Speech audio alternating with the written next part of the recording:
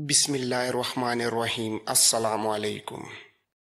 قاسم کے ذہن سے غم کے بادل چھٹے تو غصے اور انتقام کی گھٹا چھا گئی۔ وہ ہر حال میں اپنی بھابھی اور باپ کے قاتل تک پہنچنا چاہتا تھا۔ آغا حسن نے اسے سانحے کی تفصیل سنا دی تھی اور اسے اپنے پڑوسیوں سے بھی ایک ایک بات معلوم ہو چکی تھی۔ اس کی ماں اور مارسی کی خادمہ نے یہی بتایا تھا کہ حملہ آور نقاب پوش تھے، لیکن نہ جانے کیوں قاسم کے دل میں کوئی بات کھٹک رہی تھی۔ اسے آغا حسن نے بتایا کہ اس کی بھابھی نے دم توڑتے وقت حملہ آوروں کے سردار کو زخمی کرنے کے بابت بتایا تھا۔ آغا حسن سے اسے یہ بھی معلوم ہوا کہ طبیب سلیم پاشا نے اس کی بھابھی کا علاج کرنے میں دیر کر دی تھی، لیکن آغا حسن نے اسے سلیم پاشا کی حالت اور زخمی ہاتھ کے بارے میں بتانا ضروری نہ سمجھا۔ قاسم سلیم پاشا کو پہلے ہی دن سے اچھا نہیں سمجھتا تھا۔ اسے یہ شک تھا کہ شہزادہ علاؤالدین کو سلیم پاشا کے ساتھ کوئی پراسرار نسبت تھی۔ وہ اب ہر روز اسی طرح کی سوچوں میں گم رہنے لگا۔ سلطان کے آنے سے ادرنا میں بغاوت پر ایک دم قابو پا لیا گیا۔ سلطان نے بغاوت کے بڑے بڑے ذمہ داروں کو آتے ہی موت کی سزا کا حکم سنایا۔ اس نے بہت سے غیر ذمہ دار افسروں کو قید میں ڈال دیا اور ینیچری کے بہت سے باغی سپاہیوں کو قتل کروا دیا اور جلد ہی ادرنا کا ماحول معمول پر آ گیا، لیکن سلطان کو بغاوت کی سمجھ نہ آ سکی۔ سلیم پاشا ابھی تک زندہ تھا اور اس کے ہاتھ پر ابھی تک پٹی بندھی تھی۔ اس کے دائیں ہاتھ کی 3 انگلیاں کٹ چکی تھی اور وہ ابھی تک پوری طرح صحتیاب نہیں ہوا تھا۔ سلطان نے کئی روز بعد قاسم کو بلوایا۔ اس نے قاسم کے اہل خانہ کی حادثاتی موت پر بے حد افسوس کا اظہار کیا اور اس کو ذمہ داری سونپی کہ وہ اس بغاوت کے اصل سرغنہ کا سراغ لگائے۔ قاسم خود بھی یہی چاہتا تھا کہ اسے سرکاری اختیارات مل جائیں تاکہ وہ آزادی کے ساتھ اپنے دشمنوں کو ڈھونڈ سکے۔ اب وہ ایک مرتبہ پھر سرکاری سراغ رساں تھا۔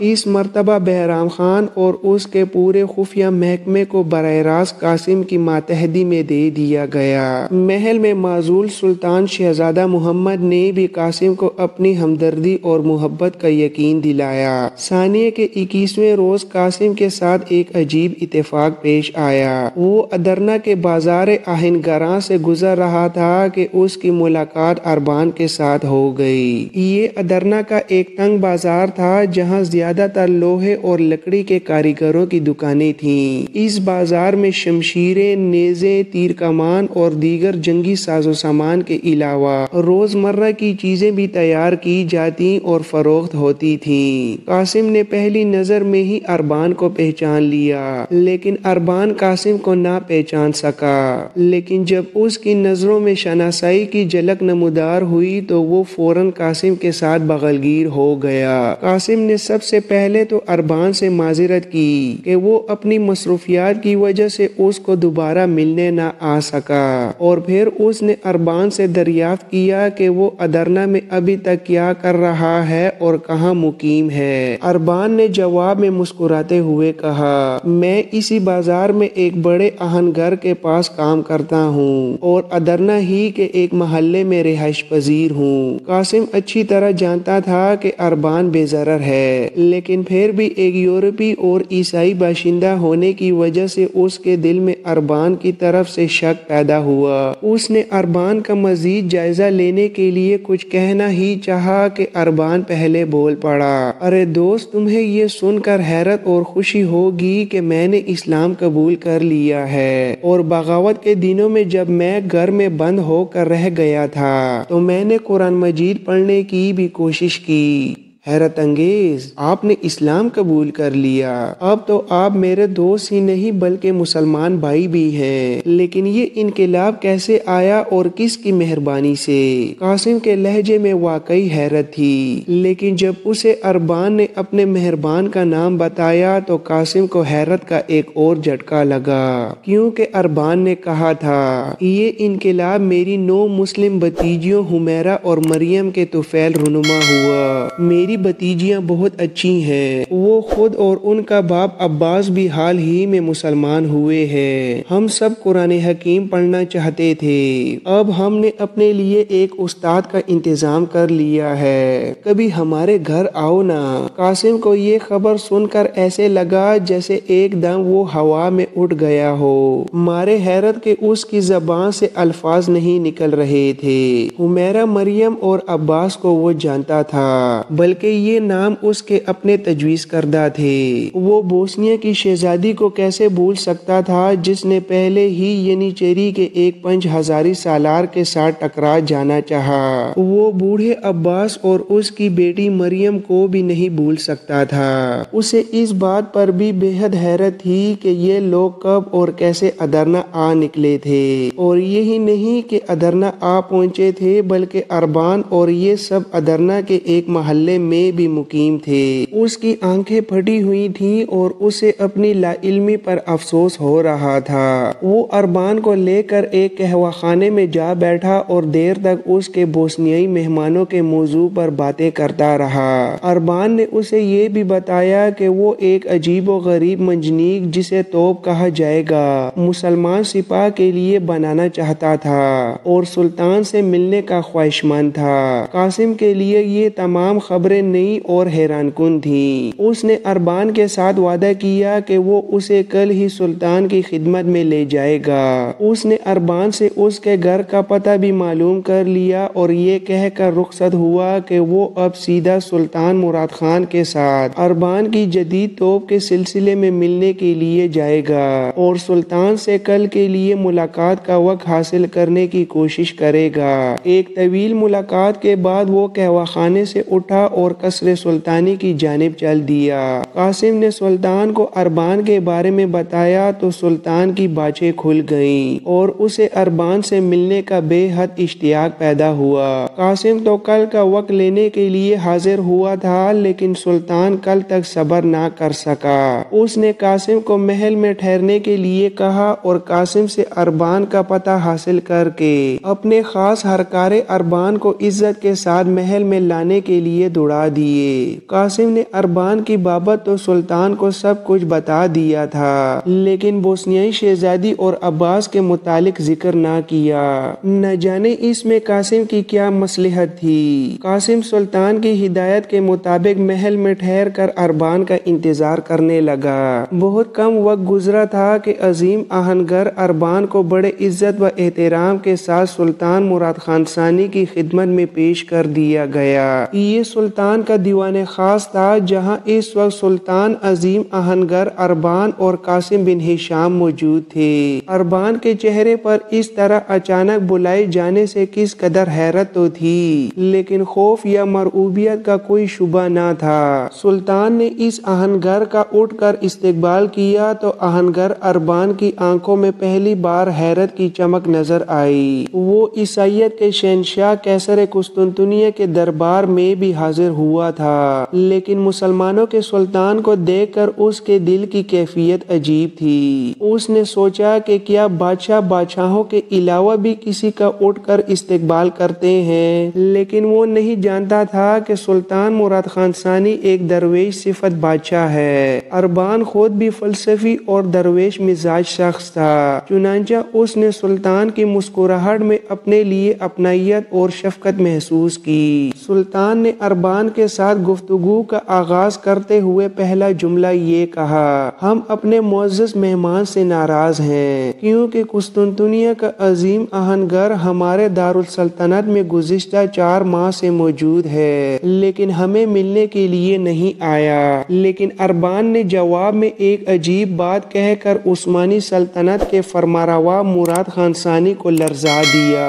اس نے کہا: ہم ذوق سلطانی سمجھتے ہیں یہ کھلونوں سے بہل جایا کرتا ہے، خانہ بدوشوں کا کوئی شہنشاہ نہیں ہوتا جس کی خدمت میں وہ حاضری دے۔ مجھے ظلم سے نفرت ہے، اس لیے میں ظلم کو مٹانے کی غرض سے اسلامی افواج کی خاطر ایک تاریخ ساز اسلحہ ایجاد کرنا چاہتا ہوں۔ فقیر بے پرواہ ہے ان انعامات و اکرامات سے جو ایسے فنکاروں کو سلطان دیا کرتے ہیں۔ سلطان کے لیے ایک آہنگر کی یہ باتیں جن میں گہری معنویت تھی اجنبی اور غیر مانوس تھیں، لیکن وہ درویش تھا۔ اس نے کسی بات کا برا نہ منایا بلکہ کس قدر خفیف مسکراہٹ کے ساتھ کہا، ہم جانتے ہیں شاہی انعامات معزز آہنگر کے فن کی قیمت نہیں ہو سکتے، لیکن پھر بھی شاہی انعامات ذل سبحانی کا عطیہ ہوتے ہیں جنہیں فخر کے ساتھ قبول کرنا چاہیے۔ لیکن اس مرتبہ بھی سلطان کو ایک سچے درویش کا انوکھا جواب سننا پڑا۔ سلطان معظم، انعام تو ہم آپ کو دیں گے اور فی الحقیقت ہمارے انعام کو ہی رہتی دنیا تک ذل سبحانی کا عطیہ سمجھا جائے گا۔ وہ ہیرے جواہرات جو ایک سلطان کسی فنکار کو بخشش کرتا ہے چند ماہ یا چند سال بھی باقی نہیں رہتے،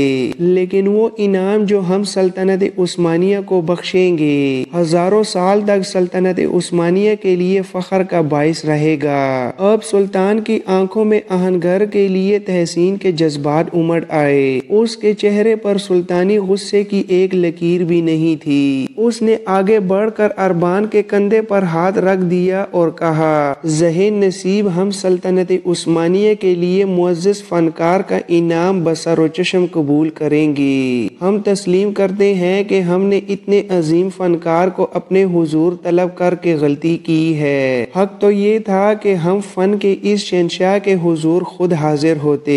ہمیں آپ کی باتیں بہت پسند آئی ہے اور ہم نے آپ کی توپ کے بارے میں بھی سن لیا ہے۔ ہم چاہتے ہیں کہ آپ اس جدید اسلحے کو سلطنت کے شاہی خزانے سے تیار کریں۔ ہم آج ہی ایک کارخانہ بنانے کا حکم جاری کرتے ہیں جہاں آپ اپنی نگرانی میں ہر طرح کا ساز و سامان نصب کروائیں۔ قاسم کے لیے سلطان اور اربان کے مابین ہونے والی گفتگو دلچسپ بھی تھی اور پرلطف بھی۔ اسے اربان کی جرأت گفتار پر بھی حیرت تھی اور سلطان کی فیاضی پر بھی، لیکن ابھی وہ اس گفتگو کا مزہ لے ہی رہا تھا کہ شاہی دربان نے حاضر ہو کر اس کی تمام حسیات کو ایک دم بیدار کر دیا، کیونکہ شاہی دربان نے سلطان نے کورنش بجا لانے کے بعد کہا، سلطان معظم، طبیب سلیم پاشا طویل علالت کے بعد شرف قدم بوسی کے بعد حاضری کی اجازت چاہتے ہیں۔ قاسم کے لیے طبیب سلیم پاشا کا نام عجیب سنسنی کا حامل تھا۔ یہی شخص تھا جس نے اس کی پیاری بابی کا بروقت علاج کرنے سے انکار کر دیا تھا۔ اسے تو یہ بھی معلوم نہیں تھا کہ یہ شخص کب علیل ہوا اور کب صحت یاب۔ ہاں، البتہ اس نے کئی روز سے طبیب سلیم پاشا کی شکل نہیں دیکھی تھی۔ اب دربان نے سلیم پاشا کا نام لیا تو قاسم کی چھٹی حس بیدار ہو گئی۔ اس نے سرکاری سراغ رساں بننے کے بعد اپنی حکمت عملی میں یہ بھی سوچ رکھا تھا کہ وہ کسی وقت اس شخص کا حدود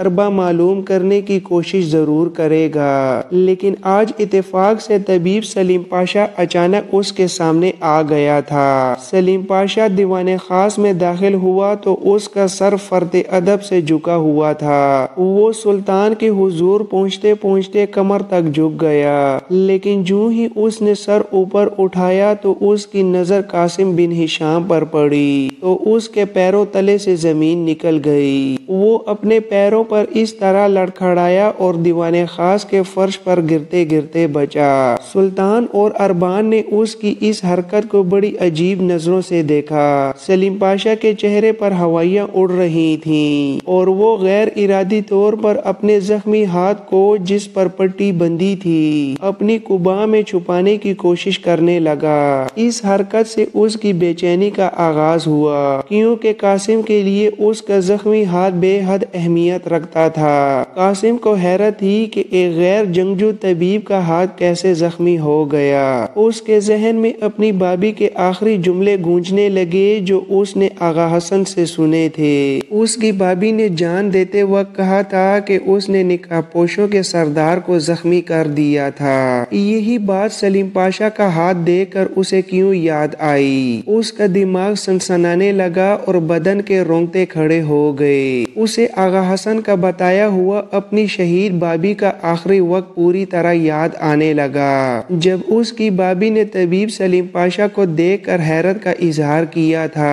और उंगली का इशारा करके कोई बात कहने की कोशिश की थी, कासिम को ऐसा महसूस हुआ जैसे उसकी बाबी ने उस वक्त में अपने कातिल को पहचान लिया था और उसकी जानिब उंगली से इशारा किया था। अब कासिम की रीढ़ की हड्डी में सनसनी की लहर बरकी रूह की तरह दौड़ने लगी। उसे अपने दिमाग पर बेहद दबाव महसूस हुआ और उसके जबड़े अकड़ गए, क्योंकि यके बाद दीगरे बहुत सी कड़ियां मिल रही थीं, इसलिए कि उसके जहन में ये बात तो थी ही कि सलीम पाशा ने आखिरी वक्त में जख्मी खातून को देखने से इनकार कर दिया था। कासिम ने सोचा यकीनन यही वक्त रहा होगा जब तबीब ने अपने जख्मों की मरहम पट्टी की होगी। अब उसकी आंखों में लाल लाल डोरे दौड़ने लगे और उसकी बउएं तुन कर सीधी हो गईं। उसकी नब्जों की रफ्तार भी तेज होने लगी। उसे यकीन हो रहा था कि तबीब सलीम पाशा ही उसके खानदान का कातिल था, लेकिन सुल्तान के अल्फाज ने उसके ख्यालात की रूह को अपनी जाने मुतवज्जा कर लिया। सुल्तान सलीम पाशा से कह रहा था, मोहतरम तबीब, आपका अदब शाही बजा लाने का अंदाज हमें पसंद नहीं आया। हम रुकू व सुजूद को सिर्फ अल्लाह के हुजूर जायज समझते हैं, लेकिन बहरहाल हमें आपकी अलालत का सुनकर अफसोस हुआ था। हम देख रहे हैं कि आपके हाथ पर पट्टी बंदी है। मालूम होता है आपके हाथ की उंगलियां सलामत नहीं रही। नसीब दुश्मना कहीं कट तो नहीं गई? सुना है आप बगावत के दिनों में ही किसी हादसे का शिकार हुए हैं। बगावत के दिनों में सलीम पाशा के हादसे का जिक्र कासिम के लिए एक और कड़ी था। गोया सलीम पाशा का जख्म भी उन्हीं आयाम का है जब उसकी बाबी शहीद हुई थी। और फिर जब सलीम पाशा ने सुल्तान को जवाब दिया तो कासिम के शक की रही सही कसर भी पूरी हो गई, क्योंकि तबीब का जवाब फिल हकीकत बचगाना और गैर माकूल था। सलीम पाशा ने बताया, सुल्तान मुअज्जम, मैं नावाकिफ आदाब शाही होने पर बेहद शर्मसार हूँ। सुल्तान मुअज्जम ने मेरे जख्मी हाथ की बाबत दरियाफ्त फरमाया। मेरा ये हाथ एक नुस्खा तैयार करते हुए अचानक तेजाब में जल कर जाया हो गया। यही वजह है कि मैं कई रोज से साहिब फराश हूँ। तबीब की बात इसलिए गैर माकूल थी कि उसकी पट्टी देखकर साफ पता चलता था कि उसके हाथ की उंगलियां कट चुकी हैं, और फिर ये बात भी थी कि तेजाब में अचानक हाथ पड़ जाने से इस कदर संगीन नुकसान मुमकिन नहीं था। तबीब महल में बड़े होने वाले एक बादशाह को तो धोखा दे सकता था, लेकिन कासिम जैसे ज़हीन दिमाग को फरेब नहीं दे सकता था। कासिम को एक ख्याल आया और उसने सुल्तान की खिदमत में अदब से गुजारिश की, सुल्तान मुअज्जम, इंतहाई एहतियात के साथ कुछ अर्ज करना चाहता हूँ। सुल्तान ने चौंक कर कासिम की जानिब देखा और सर की जुम्बश से बात करने की इजाजत दी। कासिम ने फिर कहा, सुल्तान मुअज्जम, हैरत की बात है, सरकारी सुराग रसा को एक जगह से किसी शख्स की 3 दाहिनी उंगलियां कटी हुई मिली हैं, जिन्हें तफ्तीश के घर से मशके नूर और कुदरती बर्फ में महफूज कर लिया गया है। अगर गुस्ताखी ना समझी जाए तो मैं ये कहना चाहूँगा कि तबीब सलीम पाशा सुल्तान मुअज्जम से कुछ छुपाने की कोशिश कर रहे हैं। कासिम बात कर रहा था और सलीम पाशा की टांगे जोर जोर से कांप रही थीं। कासिम ने 3 उंगलियों का जिक्र करके उसका बांडा फोड़ दिया था। उसके चेहरे का रंग खिजा रसीदा पत्ते की तरह पीला होने लगा और वो शाही निगाहों की ताब ना लाते हुए फर्श पर घूरने लगा। उसकी अब तक की हरकतें सुल्तान के लिए भी चौंका देने वाली थीं। चुनांचा सुल्तान ने किस कदर बुलंद आवाज में कहा, तबीब, आपकी टांगे क्यों कांप रही हैं? मालूम होता है आपका कोई ना कोई ताल्लुक इन 3 उंगलियों के साथ है। सुल्तान की बात ने सलीम पाशा की रही सही जान भी निकाल ली। इसी असना में कासिम ने फिर कहा, सुल्तान मुअज्जम, ये कटी हुई उंगलियां मुझे अपने ही घर से मिली हैं और मेरी बाबी जान ने मरते वक्त बताया था कि उन्होंने हमला आवर निकाबपोशों के सरदार को जख्मी कर दिया था। लेकिन सुल्तान मुअज्जम, ये जरूरी तो नहीं कि वो उंगलियां मोहतरम तबीब सलीम पाशा की ही हो। कासिम ने जुमले का आखिरी हिस्सा किस कदर जोर देते हुए जानबूझ कर कहा था। अब गोया उसने سلیم پاشا پر اپنے شک کا براہ راست اظہار کر دیا تھا۔ سلیم پاشا کی حالت غیر تھی اور اس کی زبان کوئی بھی لفظ ادا کرنے کی ہمت نہیں کر پا رہی تھی۔ شکار کو جال میں پھنستے دیکھ کر قاسم نے آخری ضرب لگائی اور کہا، سلطان معظم، خفیہ محکمے کے ماہرین ان انگلیوں اور محترم طبیب کے دوسرے ہاتھ کی انگلیوں کو دیکھ کر بآسانی بتا سکتے ہیں کہ یہ انگلیاں محترم طبیب سلیم پاشا کی ہی ہے۔ قاسم کی بات پوری طرح ختم نہیں ہوئی تھی کہ دیوان شاہی میں ایک عجیب حادثہ رونما ہو گیا۔ سلیم پاشا نے خود کو چوہے دان میں پھنستے دیکھا تو ایک دم بجلی کی سرحد سے اپنی قبا کے اندر اپنا بایاں ہاتھ ڈالا اور ایک تیز دھار چمکتا ہوا خنجر نکال کر پلک جھپکتے میں سلطان مراد خان ثانی پر حملہ کر دیا۔ بہت ممکن تھا کہ اس کا خنجر سلطان کا پیٹ چاک کر دیتا، لیکن اربان نے بروقت ایک عجیب حرکت کی اور بجلی کی طرح سلطان کے سامنے آ گیا۔ سلیم پاشا کا خنجر اربان کی پسلیوں میں گھستا چلا گیا، لیکن سلطان بال بال بچ گیا۔